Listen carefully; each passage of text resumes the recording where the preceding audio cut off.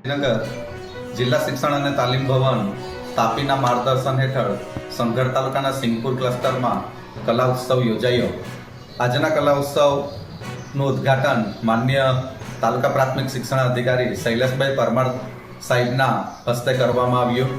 આજના પ્રસંગે કલાના મહત્વ વિશે માન્ય એસબી પરમાર સાહેબે તમામ બાળકોને માર્ગદર્શન આપ્યું. મોટી ખેરવાણ પ્રાથમિક શાળામાં યોજાયેલ આ કલા ઉત્સવમાં સિંગપુર ક્લસ્ટરની 5 શાળાઓએ ના બાળકોએ ભાગ લીધો.